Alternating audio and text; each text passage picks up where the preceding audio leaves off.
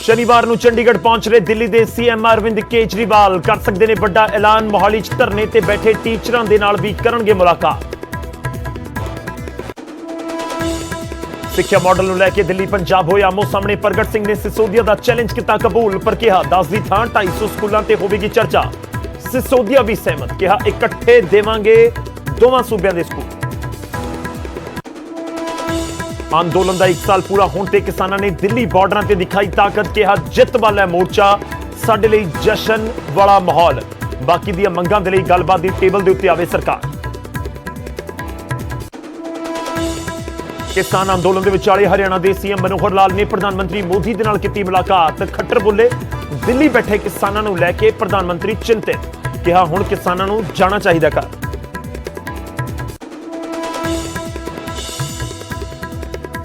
सिद्धू ने ड्रग ते बेअदबी ਨੂੰ ਲੈ ਕੇ ਫਿਰ ਚੁੱਕੇ ਸਵਾਲ, ਪੁੱਛਿਆ ਕਿਉਂ ਨਹੀਂ ਖੁੱਲ ਰਹੀ ਐਸਟੀਐਫ ਦੀ ਰਿਪੋर्ट, ਸੈਣੀ ਖਿਲਾਫ ਕਿਉਂ ਨਹੀਂ ਪਾਈ ਪਟੀਸ਼ਨ।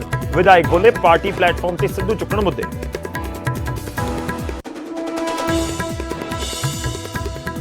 ਸੁਖਬੀਰ ਬਾਦਲ ਦੀ ਪੰਜਾਬ ਸਰਕਾਰ ਨੂੰ ਲਲਕਾਰ, ਕਿਹਾ ਬੇਅਦਬੀ ਕੇਸ ਦੇ ਵਿੱਚ ਮੇਰੇ ਤੇ ਮਾਮਲਾ ਦਰਜ ਕਰਨ ਦੀ ਨਹੀਂ ਪਈ ਹਿੰਮਤ, ਝੂਠੇ ਪਰਚੇ ਦਰਜ ਹੋਏ ਤਾਂ ਅਕਾਲੀ ਦਲ ਕਰੇਗਾ ਜੇਲ੍ਹ ਭਰੋ ਅੰਦੋਲਨ। ਸ਼ਨੀਵਾਰ ਨੂੰ ਸੀਐਮ ਹਾਊਸ ਦੇ ਬਾਹਰ ਦੇਣਗੇ ਅਕਾਲੀ ਆਗੂ ਗ੍ਰਿਫਤਾਰੀਆਂ। ਨਿਹੰਗ ਜਥੇਬੰਦੀਆਂ ਨੇ ਯਾਦ ਕਰਵਾਇਆ ਰਵਨੀਤ ਬਿੱਟੂ ਨੂੰ ਵਾਅਦਾ, ਬੋਲੇ ਖੇਤੀ ਕਾਨੂੰਨਾਂ ਦੀ ਵਾਪਸੀ ਤੈਅ, ਹੁਣ ਰਾਜੋਆਣਾ ਦੀ ਰਿਹਾਈ ਦੇ ਲਈ ਬਿੱਟੂ ਕਰਨ ਅਪੀਲ। ਬਿੱਟੂ ਸਿੱਧਾ ਜਵਾਬ ਦੇਣ ਤੋਂ ਬਚੇ। ਤੇ ਲੁਧਿਆਣਾ ਚ ਐਸਆਈਟੀ ਸਾਹਮਣੇ ਪੇਸ਼ ਨਹੀਂ ਹੋਈ ਡੇਰਾ ਸਿਰਸਾ ਦੀ ਚੇਅਰਪਰਸਨ ਵਿਪਾਸਨਾ ਇੰਸਾ, ਪ੍ਰਬੰਧਕ PR9 ਨੇ ਵੀ ਭੇਜਿਆ ਮੈਡੀਕਲ। ਹੁਣ ਅਗਲੇ ਸ਼ੁੱਕਰਵਾਰ ਸਵਾਲ ਜਵਾਬ ਦੇ ਲਈ ਕੀਤਾ ਗਿਆ ਤਲਬ।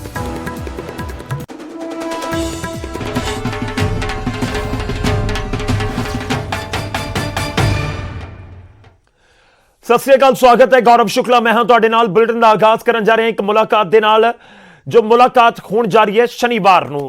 ਇਹ ਹੋਏਗੀ ਮੁਲਾਕਾਤ ਅਰਵਿੰਦ ਕੇਜਰੀਵਾਲ ਤੇ ਪ੍ਰਦਰਸ਼ਨਕਾਰੀ ਟੀਚਰਾਂ ਦੇ ਵਿਚਾਲੇ। ਸ਼ਨੀਵਾਰ ਨੂੰ ਚੰਡੀਗੜ੍ਹ ਆ ਰਹੇ ਨੇ ਅਰਵਿੰਦ ਕੇਜਰੀਵਾਲ ਕੋਈ ਵੱਡਾ ਐਲਾਨ ਸ਼ਨੀਵਾਰ ਨੂੰ ਕਰ ਸਕਦੇ ਨੇ। ਮੋਹਾਲੀ ਦੇ ਵਿੱਚ ਪ੍ਰਦਰਸ਼ਨਕਾਰੀ ਟੀਚਰਾਂ ਦੇ ਨਾਲ ਵੀ ਅਰਵਿੰਦ ਕੇਜਰੀਵਾਲ ਮੁਲਾਕਾਤ ਕਰਨਗੇ।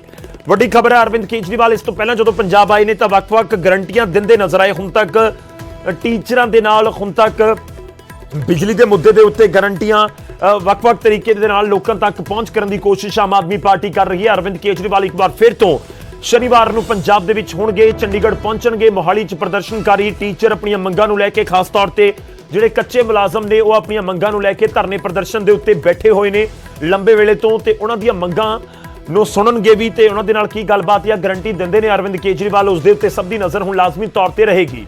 ਕੁਝ ਦਿਨ ਪਹਿਲਾਂ ਵੀ ਅਰਵਿੰਦ ਕੇਜਰੀਵਾਲ ਜਦੋਂ ਪਹੁੰਚੇ ਸਨ ਪੰਜਾਬ, ਸੋਮਵਾਰ ਤੋਂ ਪੰਜਾਬ ਦੀ ਫੇਰੀ ਸੀ ਉਹਨਾਂ ਦੀ, ਤਾਂ ਉਸ ਸਮੇਂ ਅੰਮ੍ਰਿਤਸਰ ਦੇ ਵਿੱਚ ਉਹਨਾਂ ਨੇ ਟੀਚਰਾਂ ਨੂੰ ਲੈ ਕੇ ਖੁੱਲ੍ਹ ਕੇ ਗੱਲਬਾਤ ਕੀਤੀ ਸੀ ਤੇ ਉਹਨਾਂ ਨੇ ਕਿਹਾ ਸੀ ਕਿ ਮੈਂ 8 ਗਰੰਟੀਆਂ ਦੇ ਕੇ ਜਾ ਰਿਹਾ ਹਾਂ, ਇਹ ਅਧਿਆਪਕਾਂ ਦੇ ਲਈ ਹੈ।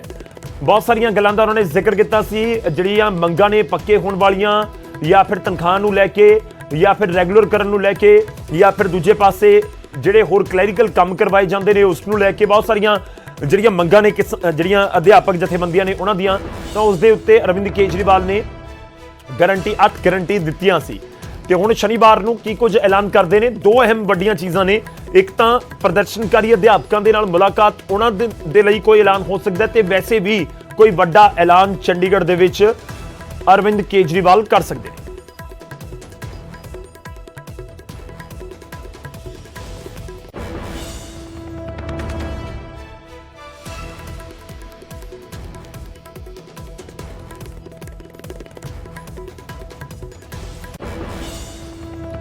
ਤਾਂ ਸ਼ਨੀਵਾਰ ਨੂੰ ਅਰਵਿੰਦ ਕੇਜਰੀਵਾਲ ਪੰਜਾਬ ਪਹੁੰਚ ਰਹੇ ਨੇ, ਚੰਡੀਗੜ੍ਹ ਪਹੁੰਚਣਗੇ। ਮੋਹਾਲੀ ਦੇ ਵਿੱਚ ਵੀ ਉਹਨਾਂ ਦੀ ਮੁਲਾਕਾਤ ਹੈ। ਤਾਂ ਨਜ਼ਰਾਂ ਇੱਕ ਵਾਰ ਫਿਰ ਤੋਂ ਅਰਵਿੰਦ ਕੇਜਰੀਵਾਲ ਦੀਆਂ ਪੰਜਾਬ ਫੇਰੀ ਨੂੰ ਲੈ ਕੇ ਸਭ ਦੀਆਂ ਨਜ਼ਰਾਂ ਰਹਿਣਗੀਆਂ।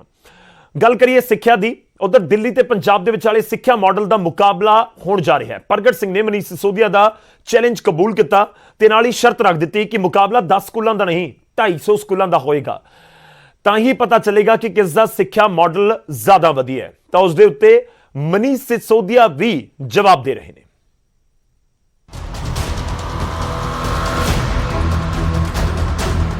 ਸਿੱਖਿਆ ਦੇ ਪੱਧਰ ਨੂੰ ਲੈ ਕੇ ਦਿੱਲੀ ਤੇ ਪੰਜਾਬ ਸਰਕਾਰ ਦੇ ਵਿਚਾਲੇ ਰੋਜ਼ਾਨਾ ਨਵੀਆਂ ਚੁਣੌਤੀਆਂ ਦਿੱਤੀਆਂ ਜਾ ਰਹੀਆਂ ਨੇ।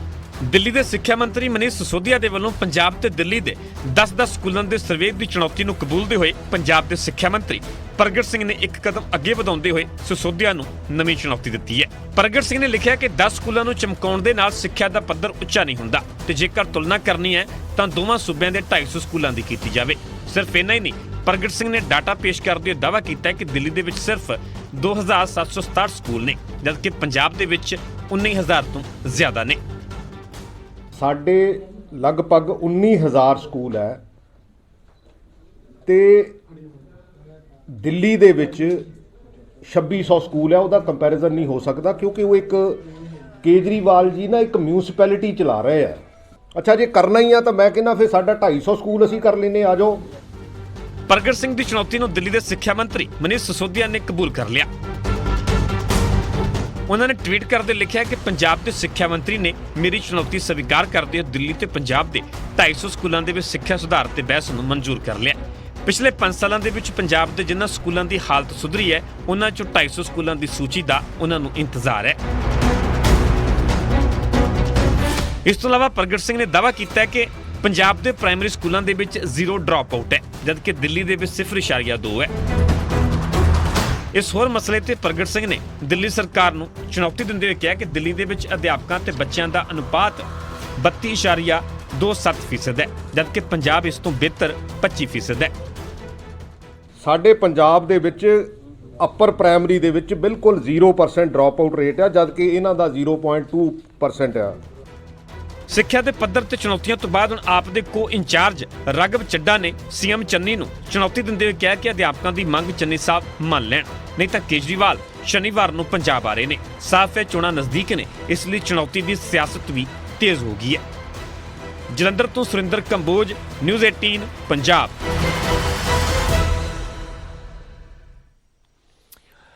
ਤਾਂ ਸਿੱਖਿਆ ਦੇ ਖੇਤਰ ਨੂੰ ਲੈ ਕੇ ਪੂਰੇ ਐਜੂਕੇਸ਼ਨ ਸਿਸਟਮ ਨੂੰ ਲੈ ਕੇ ਦਿੱਲੀ ਤੇ ਪੰਜਾਬ ਦੇ ਸਿੱਖਿਆ ਮੰਤਰੀ ਆਮੋ ਸਾਹਮਣੇ ਨੇ, ਵਾਰ ਪਲਟਵਾਰ ਹੋ ਰਿਹਾ ਹੈ। ਪਰ ਸਵਾਲ ਇਹ ਹੈ ਕਿ ਆਮੋ ਸਾਹਮਣੇ ਆ ਕੇ ਕਦੇ ਗੱਲਬਾਤ ਹੋਏਗੀ ਜਾਂ ਕਹੀਏ ਕਿ ਡਿਬੇਟ ਹੋਏਗੀ, ਉਸ ਦੇ ਉੱਤੇ ਪੰਜਾਬ ਦੇ ਲੋਕਾਂ ਦੀ ਵੀ ਨਜ਼ਰ ਹੈ। ਹੁਣ ਗੱਲ ਸੁਖਬੀਰ ਸਿੰਘ ਬਾਦਲ ਦੀ। ਸੁਖਬੀਰ ਸਿੰਘ ਬਾਦਲ ਸ਼੍ਰੋਮਣੀ ਅਕਾਲੀ ਦਲ ਦੇ ਪ੍ਰਧਾਨ ਸਰਕਾਰ ਨੂੰ ਸਿੱਧੀ ਚੇਤਾਵਨੀ ਦੇ ਰਹੇ ਨੇ। ਉਹਨਾਂ ਨੇ ਕਿਹਾ ਕਿ ਬੇਅਦਬੀ ਮਾਮਲੇ ਨੂੰ ਲੈ ਕੇ ਕਾਂਗਰਸ ਦੇ ਉੱਤੇ ਇਲਜ਼ਾਮ ਲਗਾਉਂਦੇ ਹੋਏ ਕਿਹਾ ਕਿ ਮੈਨੂੰ ਫਸਾਉਣ ਦੇ ਲਈ ਸਾਜ਼ਿਸ਼ਾਂ ਹੋ ਰਹੀਆਂ ਨੇ। ਝੂਠਾ ਪਰਚਾ ਦਰਜ ਕੀਤਾ ਤਾਂ ਫਿਰ ਸੀਐਮ ਚੰਨੀ ਨਤੀਜੇ ਭੁਗਤਣਗੇ। ਇਹ ਵੀ ਇੱਕ ਸਿੱਧੀ ਚੇਤਾਵਨੀ ਦਿੱਤੀ ਗਈ ਹੈ ਸੁਖਬੀਰ ਬਾਦਲ ਦੇ ਵੱਲੋਂ। ਤੇ ਨਾਲ ਹੀ ਉਹਨਾਂ ਨੇ ਕਿਹਾ ਕਿ ਅਕਾਲੀ ਲੀਡਰਾਂ ਦੇ ਉੱਤੇ ਝੂਠੇ ਪਰਚੇ ਦਰਜ ਕੀਤੇ ਜਾ ਰਹੇ ਨੇ ਤੇ ਸ਼ਨੀਵਾਰ ਦੇ ਦਿਨ ਮੁੱਖ ਮੰਤਰੀ ਹਾਊਸ ਜਾ ਕੇ ਗ੍ਰਿਫਤਾਰੀਆਂ ਦੇਵਾਂਗੇ। ਤੇ ਨਾਲ ਹੀ ਇਹ ਵੀ ਚੇਤਾਵਨੀ ਦਿੱਤੀ ਗਈ ਕਿ ਜੇ ਝੂਠੇ ਕੇਸ ਦਰਜ ਹੋਏ ਤਾਂ ਫਿਰ ਜੇਲ੍ਹ ਭਰੋ ਅੰਦੋਲਨ ਹੋਵੇਗਾ। ਉਹਨਾਂ ਨੇ ਕਨਸਪੀਰੇਸੀ ਬਣਾਈ ਕਿ ਸ਼੍ਰੋਮਣੀ ਅਕਾਲੀ ਦਲ ਦੇ ਪ੍ਰਧਾਨ ਦੇ ਖਿਲਾਫ ਬੇਅਦਬੀ ਦੇ ਮਾਮਲੇ ਵਿੱਚ ਇੱਕ ਝੂਠਾ ਗਵਾਹ ਖੜਾ ਕਰਕੇ ਪਰਚਾ ਦਰਜ ਕੀਤਾ ਜਾਏ। ਅਸੀਂ ਟਾਈਮ, ਜਗ੍ਹਾ, ਇੱਕ ਚੀਜ਼ ਪ੍ਰੈਸ ਦੇ ਸਾਹਮਣੇ ਕਰ ਦਿੱਤੀ ਤੇ ਜੋ ਕਿਹਾ ਸੀ ਉਹ ਸੱਚ ਹੋਇਆ। ਪਰ ਇਹਨਾਂ ਦੀ ਹਿੰਮਤ ਨਹੀਂ ਪਈ ਪਰਚਾ ਦਰਜ ਕੀਤੀ ਕਿਉਂਕਿ ਸਾਰੇ ਜਨਤਾ ਨੂੰ, ਪੰਜਾਬ ਨੂੰ ਪਤਾ ਲੱਗਿਆ ਸੀ ਕਿ ਆ ਝੂਠਾ ਸਾਜ਼ਿਸ਼ ਦੇ ਤਹਿਤ ਕਰਨ ਲੱਗੇ ਹੈ ਕਿ ਚੰਨੀ ਸਰਕਾਰ ਜਿਹੜੇ ਸਾਜ਼ਿਸ਼ ਜਿਹੜੀ ਕੀਤੀ ਹੈ ਝੂਠਾ ਕੇਸ ਕਰਨ ਦੇ ਜਿਹੜੀ ਪਿੱਛੇ ਜੇ ਮੀਟਿੰਗ ਕਰਕੇ ਕੀਤੀ ਹੈ। ਮੈਂ ਉਹਨੂੰ ਚੇਤਾਵਨੀ ਦੇਣਾ ਚਾਹਣਾ ਜੇ ਝੂਠਾ ਕੇਸ ਕਰੋਗੇ ਤੇ ਤੁਸੀਂ ਆਪ ਵੀ ਭੁਗਤੋਗੇ। ਤੇ ਅਫਸਰ ਸਾਹਿਬਾਨ ਨੂੰ ਵੀ ਕਹਿਣਾ ਚਾਹਣਾ ਕਿ ਇਹਨਾਂ ਦਾ ਸਾਲ ਮਹੀਨਾ ਰਹਿ ਗਿਆ, ਤੁਸੀਂ ਇਹਨਾਂ ਦੇ ਦਬਾਅ 'ਚ ਨਾ ਹੋ, ਕੋਈ ਗਲਤ ਨਾ ਕੰਮ ਕਰੋ। ਤੇ ਚੰਨੀ ਸਰਕਾਰ ਨੂੰ ਮੈਂ ਚੇਤਾਵਨੀ ਦੇਣਾ ਚਾਹਣਾ ਸ਼੍ਰੋਮਣੀ ਅਕਾਲੀ ਦਲ ਤੁਹਾਡਾ ਚੈਲੰਜ ਕਬੂਲਦਾ ਹੈ, ਪਰਚੇ ਕਰੋ, ਸਾਰਿਆਂ ਤੇ ਕਰੋ, ਸਾਨੂੰ ਕੋਈ ਪਰਚਿਆਂ ਤੋਂ ਡਰ ਨਹੀਂ। ਸ਼੍ਰੋਮਣੀ ਅਕਾਲੀ ਦਲ ਕਿਤੇ ਪਰਚਿਆਂ ਤੋਂ ਨਹੀਂ ਡਰਿਆ, ਨਾ ਜੇਲ੍ਹਾਂ ਜਾਣ ਤੋਂ ਡਰਿਆ ਹੈ। ਤਾਂ ਡਰੱਗਸ ਦਾ ਮੁੱਦਾ, ਬੇਅਦਬੀ ਦਾ ਮੁੱਦਾ ਖੂਬ ਸੁਰਖੀਆਂ ਦੇ ਵਿੱਚ ਇੱਕ ਵਾਰ ਫਿਰ ਤੋਂ ਹੈ ਪੰਜਾਬ ਦੇ ਵਿੱਚ ਇਲੈਕਸ਼ਨ ਦੇ ਇਸ ਦੌਰ ਦੇ ਵਿਚਾਲੇ। ਇਸ ਤੋਂ ਪਹਿਲਾਂ ਨਵਜੋਤ ਸਿੰਘ ਸਿੱਧੂ ਨੇ ਡਰੱਗਸ ਤੇ ਬੇਅਦਬੀ ਨੂੰ ਲੈ ਕੇ ਆਪਣੀ ਸਰਕਾਰ ਦੇ ਉੱਤੇ ਸਵਾਲ ਚੁੱਕੇ ਸਨ। ਉਹ ਟਾਈਮ ਦੇ ਉੱਤੇ ਹਾਈ ਕੋਰਟ ਦਾ ਨਿਰਦੇਸ਼ ਹੈ, ਕੋਰਟ ਦਾ ਨਿਰਦੇਸ਼ ਹੈ ਵੀ ਤੁਸੀਂ ਲੀਗਲ ਪੈਰਾਮੀਟਰਸ ਨੂੰ ਸਹੀ ਰੱਖਦੇ ਹੋਏ, ਮੱਦੇਨਜ਼ਰ ਰੱਖਦੇ ਹੋਏ ਐਕਸ਼ਨ ਲਓ। ਠੀਕ ਹੈ, ਇਹ ਦੋ ਨਿਰਦੇਸ਼ ਕੋਰਟ ਦੇ ਨੇ ਤੇ ਮੈਨੂੰ ਇਹ ਸਮਝ ਨਹੀਂ ਆਉਂਦੀ ਵੀ ਸਾਨੂੰ ਕੀ ਦਿੱਕਤ ਹੈ, ਇਹ ਕਿਹਦਾ ਪੈ, ਇਹ ਕੌਣ ਰੋਕ ਰਿਹਾ। ਤੇ ਇਹ ਮੇਰੇ ਗੁਰੂ ਦੀ ਬੇਅਦਬੀ, ਹਾਂਜੀ, ਪ੍ਰਾਈਮ ਅਕਿਊਜ਼ਡ 10 ਸੈਪਟੈਂਬਰ ਨੂੰ ਬਲੈਂਕਟ ਬੇਲ ਮਿਲਦੀ ਹੈ।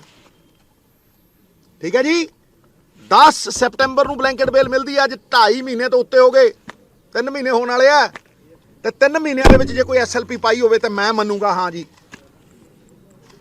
ਮਨਸ਼ਾ ਸੀ। ਹੁਣ ਸਾਡੇ ਕੋਲ 2-2 ਬਾਹਾਂ ਨੇ, ਹੁਣ ਸਾਡੇ ਕੋਲ 2 ਧਾਰੀ ਤਲਵਾਰ ਹੈ, ਦੋਨੋਂ ਪਾਸੇ ਵਾਰ ਹੋਣ, ਦੋਨੋਂ ਪਾਸੋਂ ਕਾਰਵਾਈ ਹੋਵੇ। ਇੱਕ ਪਾਸੇ ਮੇਰਾ ਵੱਡਾ ਭਰਾ ਹੈ, ਦੂਜੇ ਪਾਸੇ ਸਾਡਾ ਚੀਫ ਮਿਨਿਸਟਰ ਹੈ, ਇਹ ਹੋਊਗਾ ਤੇ ਖੋਲੋ ਪੋਤੜੇ।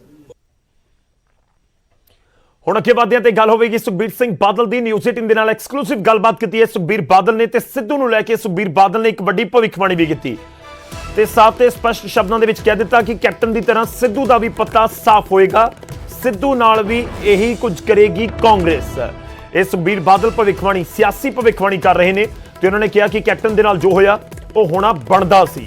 ਕੈਪਟਨ ਇੱਕ NRI ਮੁੱਖ ਮੰਤਰੀ ਸੀ। ਇਹ ਸੁਖਬੀਰ ਬਾਦਲ ਕਹਿ ਰਹੇ ਨੇ ਸ਼੍ਰੋਮਣੀ ਅਕਾਲੀ ਦਲ ਦੇ ਪ੍ਰਧਾਨ ਨੇ, ਹਮਲਾਵਰ ਨਜ਼ਰ ਆਉਂਦੇ ਨੇ ਨਵਜੋਤ ਸਿੰਘ ਸਿੱਧੂ ਦੇ ਉੱਤੇ, ਸੂਬਾ ਸਰਕਾਰ ਦੇ ਉੱਤੇ, ਕਾਂਗਰਸ ਦੇ ਉੱਤੇ, ਤੇ ਸਾਫ਼ ਤੌਰ ਦੇ ਉੱਤੇ ਕਿਹਾ ਹੈ ਸੁਖਬੀਰ ਸਿੰਘ ਬਾਦਲ ਹੋਰਾਂ ਨੇ ਕਿ NRI CM ਕੈਪਟਨ ਦੇ ਨਾਲ ਉਹੀ ਹੋਇਆ ਜੋ ਹੋਣਾ ਚਾਹੀਦਾ ਸੀ। You know, the captain has been very bitter about the way he was treated by the Congress party. Do you feel sorry for the captain? Do you think he could have been treated much better by his former party? See, he deserved what he did. Listen, he was a chief minister, a non-resident, like you have NRIs, no? People, Indians who just go outside. He was a non-resident chief minister of Punjab. He never came to Punjab. 5 years in Ludhiana district, in 5 years came one day. And I'll tell you, Congress is a very ruthless party. If they, now they are, I am know for sure, I think Sidhu will be the next target himself. Okay, from the Congress party. Wait and see. Because Okay, the that's way interesting. Sidhu is attacking, no party can keep him. And Sidhu cannot stay with anybody. So what has happened to Captain? Sidhu is next. And there's no question of Sidhu joining the Akalis. No. No. No party in India is going to take him. His only option is make his own party. ਤਾਂ ਸੁਖਬੀਰ ਸਿੰਘ ਬਾਦਲ ਦਾਅਵਾ ਕਰ ਰਹੇ ਨੇ, network 18 ਦੇ ਨਾਲ ਉਹਨਾਂ ਨੇ ਗੱਲਬਾਤ ਕੀਤੀ ਹੈ ਤੇ ਕਿਹਾ ਕਿ ਕੈਪਟਨ ਅਮਰਿੰਦਰ ਸਿੰਘ ਦੇ ਨਾਲ ਜੋ ਹੋਇਆ ਉਹ ਹੋਣਾ ਬਣਦਾ ਸੀ। ਯਾਨੀ ਜਿਸ ਤਰੀਕੇ ਨਾਲ ਉਹਨਾਂ ਨੂੰ ਕੁਰਸੀ ਤੋਂ, ਅਹੁਦੇ ਤੋਂ ਹਟਾਇਆ ਗਿਆ। ਨਾਲ ਹੀ ਨਵਜੋਤ ਸਿੰਘ ਸਿੱਧੂ ਨੂੰ ਲੈ ਕੇ ਪਹਿਲਾਂ ਵੀ ਅਕਾਲੀ ਦਲ ਹਮਲਾਵਰ ਰਿਹਾ, ਇੱਕ ਵਾਰ ਫਿਰ ਤੋਂ ਹਮਲਾ ਕੀਤਾ ਜਾ ਰਿਹਾ ਤੇ ਕਿਹਾ ਜਾ ਰਿਹਾ ਕਿ ਅਗਲਾ ਟਾਰਗੇਟ ਕਾਂਗਰਸ ਦਾ ਨਵਜੋਤ ਸਿੰਘ ਸਿੱਧੂ ਹੋਣਗੇ। ਜਿਵੇਂ ਕੈਪਟਨ ਦਾ ਪੱਤਾ ਸਾਫ਼ ਹੋਇਆ ਉਸ ਤਰੀਕੇ ਨਾਲ ਹੀ ਨਵਜੋਤ ਸਿੰਘ ਸਿੱਧੂ ਦਾ ਵੀ ਹੋਵੇਗਾ। ਹੁਣ ਅੱਗੇ ਵਧਦੇ ਹਾਂ ਤੇ ਗੱਲ ਕਿਸਾਨਾਂ ਦੇ ਅੰਦੋਲਨ ਦੀ। ਕਿਸਾਨਾਂ ਦੇ ਅੰਦੋਲਨ ਦੇ 1 ਸਾਲ ਪੂਰਾ ਹੋਣ ਦੇ ਉੱਤੇ ਦਿੱਲੀ ਦੀਆਂ ਬਰੂਹਾਂ ਦੇ ਉੱਤੇ ਕਿਸਾਨ ਜਥੇਬੰਦੀਆਂ ਵੱਲੋਂ ਪ੍ਰਦਰਸ਼ਨ ਕੀਤਾ ਗਿਆ, ਸ਼ਕਤੀ ਪ੍ਰਦਰਸ਼ਨ ਹੋਇਆ। ਕਿਸਾਨਾਂ ਦੀ ਹੁਣ ਅਗਲੀ ਰਣਨੀਤੀ ਕੀ ਹੋਵੇਗੀ ਇਹ ਤਾਂ ਸ਼ਨੀਵਾਰ ਦੀ ਮੀਟਿੰਗ 'ਚ ਹੀ ਸਾਫ਼ ਹੋਏਗਾ, ਪਰ ਪੰਜਾਬ ਦੇ ਕਿਸਾਨ ਆਗੂਆਂ ਨੇ ਕਾਨੂੰਨ ਵਾਪਸੀ ਨੂੰ ਮੋਰਚੇ ਦੀ ਜਿੱਤ ਕਰਾਰ ਜ਼ਰੂਰ ਦਿੱਤਾ ਹੈ।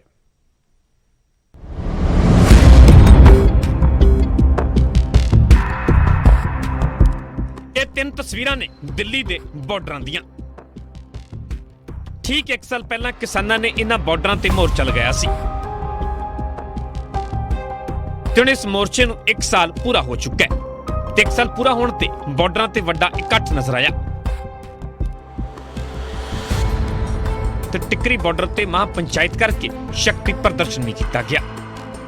ਸਾਲ ਪੂਰਾ ਹੋਣ ਤੇ ਕਿਸਾਨਾਂ ਦਾ ਮਿਸ਼ਨ ਰਿਪੀਲ ਤਾਂ ਪੂਰਾ ਹੋ ਚੁੱਕਾ ਹੈ, ਪਰ ਅਜੇ ਅੰਦੋਲਨ ਦੀ ਸਮਾਪਤੀ ਤੇ ਫੈਸਲਾ ਅਧੂਰਾ ਹੈ ਤੇ ਹੁਣ ਜ਼ੋਰ MSP ਤੇ ਕਾਨੂੰਨੀ ਗਰੰਟੀ ਤੇ ਦਿੱਤਾ ਜਾ ਰਿਹਾ ਹੈ। ਹਾਲਾਂਕਿ ਪੰਜਾਬ ਦੇ ਕਿਸਾਨ ਆਗੂਆਂ ਦਾ ਇਹ ਮੰਨਣਾ ਹੈ ਕਿ ਮਾਹੌਲ ਬਦਲਿਆ ਹੈ।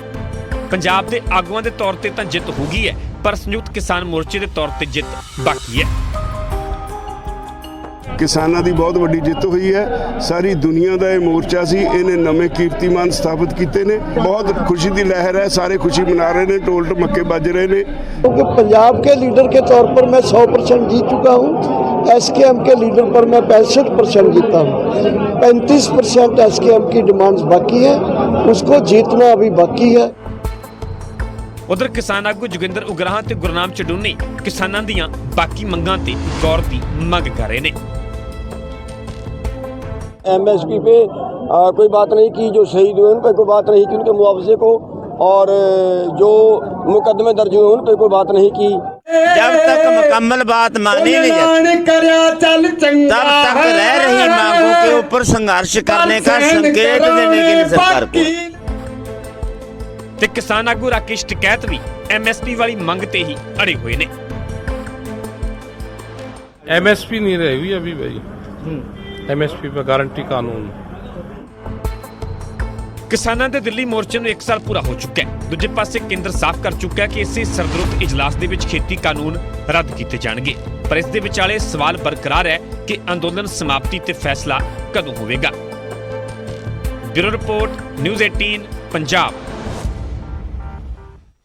ਤਾਂ ਹੁਣ ਸ਼ਨੀਵਾਰ ਵਾਲੀ ਮੀਟਿੰਗ ਦੇ ਵਿੱਚ ਕੀ ਕੁਝ ਹੁੰਦਾ ਹੈ ਉਸ ਦੇ ਉੱਤੇ ਸਭ ਦੀਆਂ ਨਜ਼ਰਾਂ ਹੋਣਗੀਆਂ ਕਿ ਐਸਕੇਐਮ ਯਾਨੀ ਸੰਯੁਕਤ ਕਿਸਾਨ ਮੋਰਚੇ ਦੇ ਵੱਲੋਂ ਸ਼ਨੀਵਾਰ ਨੂੰ ਡਿਸਾਈਡ ਕੀ ਕੀਤਾ ਜਾਂਦਾ ਹੈ। ਹੁਣ ਅਗਲੀ ਖਬਰ ਦਾ ਰੁਖ ਕਰਦੇ ਹਾਂ। ਹਰਿਆਣਾ ਦੇ ਮੁੱਖ ਮੰਤਰੀ ਮਨੋਹਰ ਲਾਲ ਨੇ ਪ੍ਰਧਾਨ ਮੰਤਰੀ ਨਰਿੰਦਰ ਮੋਦੀ ਦੇ ਨਾਲ ਮੁਲਾਕਾਤ ਕੀਤੀ ਹੈ ਤੇ ਪ੍ਰਧਾਨ ਮੰਤਰੀ ਦੇ ਨਾਲ ਮੁਲਾਕਾਤ ਤੋਂ ਬਾਅਦ ਮਨੋਹਰ ਲਾਲ ਖੱਟਰ ਇਹ ਜ਼ਿਕਰ ਕਰਦੇ ਨਜ਼ਰ ਆਏ ਕਿ ਪ੍ਰਧਾਨ ਮੰਤਰੀ ਨੇ ਦਿੱਲੀ ਬਾਰਡਰਾਂ ਦੇ ਉੱਤੇ ਬੈਠੇ ਕਿਸਾਨਾਂ ਨੂੰ ਲੈ ਕੇ ਚਿੰਤਾ ਜਤਾਈ ਹੈ ਅਤੇ ਕਿਹਾ ਕਿ ਕਿਸਾਨਾਂ ਨੂੰ ਘਰ ਜਾਣਾ ਚਾਹੀਦਾ ਹੈ। ਤੇ ਉਹਦੇ ਦੂਜੇ ਪਾਸੇ ਮਨੋਹਰ ਲਾਲ ਖੱਟਰ ਇਹ ਵੀ ਜ਼ਿਕਰ ਕਰਦੇ ਨਜ਼ਰ ਆਏ ਕਿ ਉਮੀਦ ਹੈ ਕਿ ਕਾਨੂੰਨ ਰੱਦ ਹੁੰਦੇ ਹੀ ਘਰ ਵਾਪਸੀ ਹੋ ਜਾਵੇਗੀ। ਹਾਲਾਂਕਿ ਇੱਕ ਵੱਡਾ ਬਿਆਨ ਵੀ ਉਹਨਾਂ ਦੇ ਵੱਲੋਂ ਦਿੱਤਾ ਗਿਆ। ਉਹਨਾਂ ਨੇ ਕਿਹਾ ਕਿ ਐਮਐਸਪੀ ਤੇ ਕਾਨੂੰਨ ਬਣਾਉਣਾ ਸੰਭਵ नहीं लग रहा। जनरल जो बातचीत है वो हमारी प्रदेश को लेकर के सब, खास करके जैसे किसान आंदोलन का विषय उन्होंने पूछा कैसा चल रहा क्या चल रहा, तो उसमें मैंने उनको धन्यवाद भी दिया कि ये जो 3 कानून वापसी की उन्होंने घोषणा की है एक तरफा और लोगों में अच्छा संदेश चला गया है, तो इस नाते से वो भी चर्चा हुई है। वो ज़रूर चिंता कर रहे थे कि किसानों को वापस जाना चाहिए। मुझे लगता है कि जो हमने चर्चा भी की कि 29 तारीख को जैसे ही कानून वापस होते हैं पार्लियामेंट में तो निश्चित रूप से किसान वापस जाएंगे, ऐसा सब तरफ से इंडिकेशन आ रहा है। फिलहाल इस बुलेटिन ਦੇ ਵਿੱਚ ਇੰਨਾ ਹੀ। इजाजत ਦਿਓ। ਧੰਨਵਾद।